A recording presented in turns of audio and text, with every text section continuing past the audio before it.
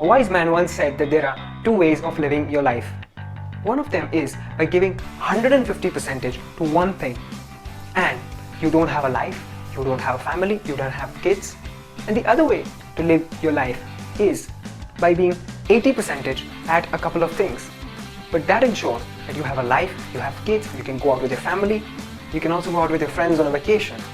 The second type constitutes the working class of the world, the people who work in MNCs or corporate firms to earn a living. So today I'm going to be listing out a few points why the corporate culture in India is so toxic and messed up. First, lack of professionalism. The employees working in these organizations are expected to work for more than 60 hours per week, that is 20 hours more than the designated number in the Western offices.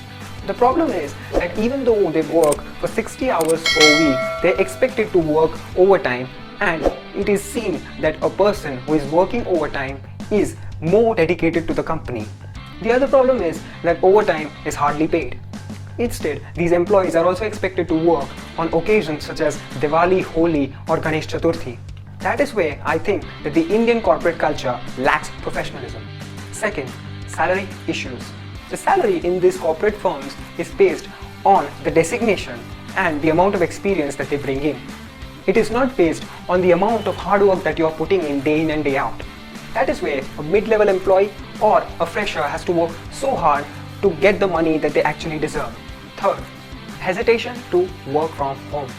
The thinking process of these corporate firms is that the person who is spending the most amount of time in the office is the most dedicated employee of the company, and therefore he should be paid more. This is far from the truth. That is the reason why companies are hesitating to make permanent work from home positions.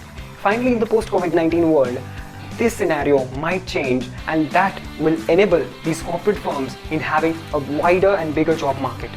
Fourth, office politics. For example, you are working behind a project in a corporate company, you have dedicated number of hours to the project, you have put in so much hard work. But guess what? When it comes to taking the credit, your manager takes all the due. This does not augur well for the mid-level employees and the freshers who have just come out of the college, because they finally realize that working hard is not the way to the top. So what can a potential employee do in order to prevent himself from falling into the trap of this toxic corporate culture? We generally look at two things when we are searching for a new job. First, salary. Second, designation. From today onwards, we are going to see a third thing, that is the office culture that exists in the particular organization you wish to take up the job.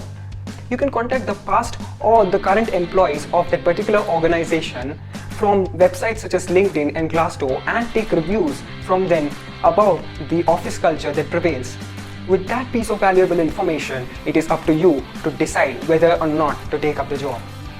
So that's it from here, guys. Hope you guys like this video and share it as much as you can with your friends in order to make them aware about the corporate culture in India.